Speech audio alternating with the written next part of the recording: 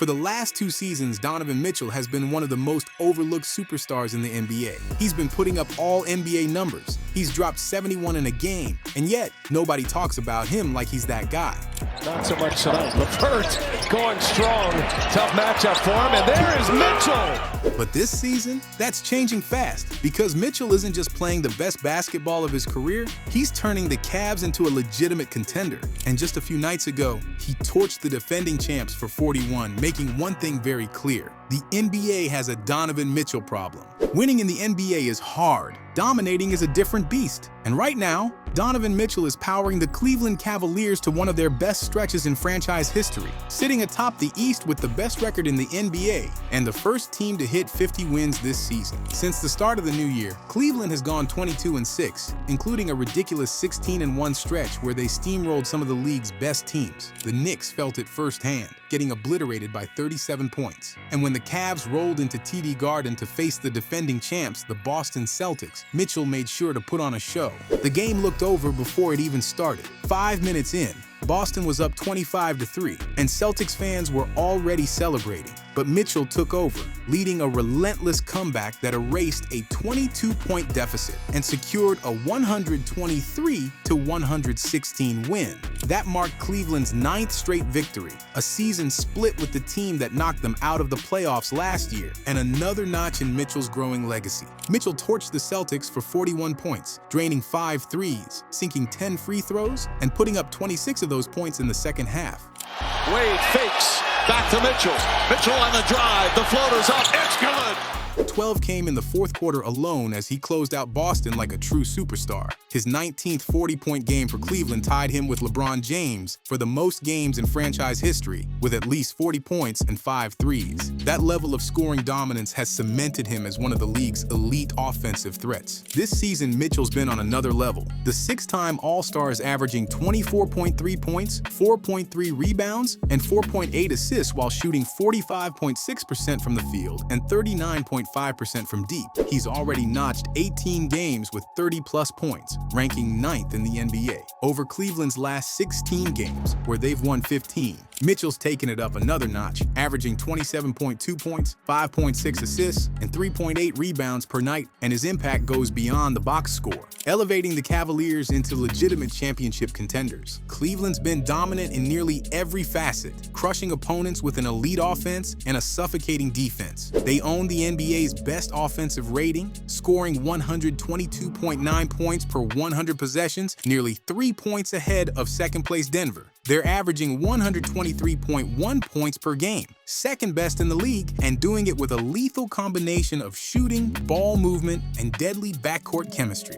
In today's NBA, elite backcourts or dominant offensive duos dictate the game. Whether it's Steph and Clay, Dame and Giannis, or Murray and Jokic, the best teams thrive on dynamic pairings. Tips grabbed by Mobley. Second chance for the Cavs. Mitchell cuts. Mitchell twists. Oh, and a circuit shot.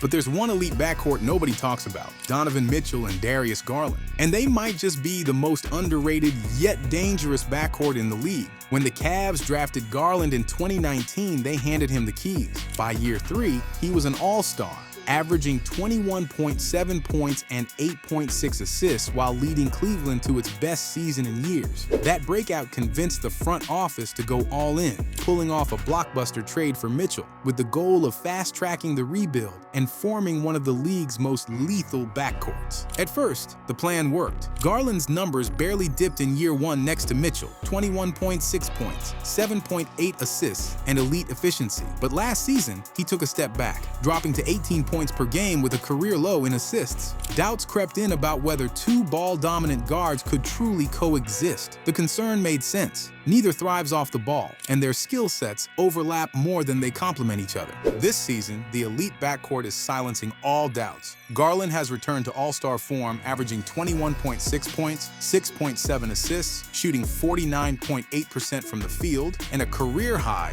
43.1% from 3. Mitchell, meanwhile, is doing what he does best, torching defenses with 24 a night. Together, they're putting up over 45 points per game, making Cleveland's offense a nightmare to guard. And the results speak for themselves. The Cavs hold the best record in the NBA, not just in the East, the entire league. Might salt away every single second. Trent Jr. pokes it away. Mitchell for the lead. For the first time since LeBron was in town, Cleveland has a legitimate shot at the title. No longer just a fun young team. No longer a second-round exit waiting to happen. An elite backcourt leading a real contender. If Garland and Mitchell continue building on this chemistry, the rest of the league is in serious trouble. But when the playoffs come around, the one player Cleveland needs most is Donovan Mitchell. For the past few seasons, he's been consistently elite while somehow flying under the radar. Dating back to his time in Utah, he's made 6 straight All-Star teams, is a career 25-point-per-game scorer, and has shown time and time again that he can explode for monster performances, including a 71-point masterpiece and countless 40-plus point outings when his team needs him most. He single-handedly carried the Jazz through multiple playoff runs, proving that he belongs among the NBA's elite. Yet for some reason, he still isn't talked about like a true superstar.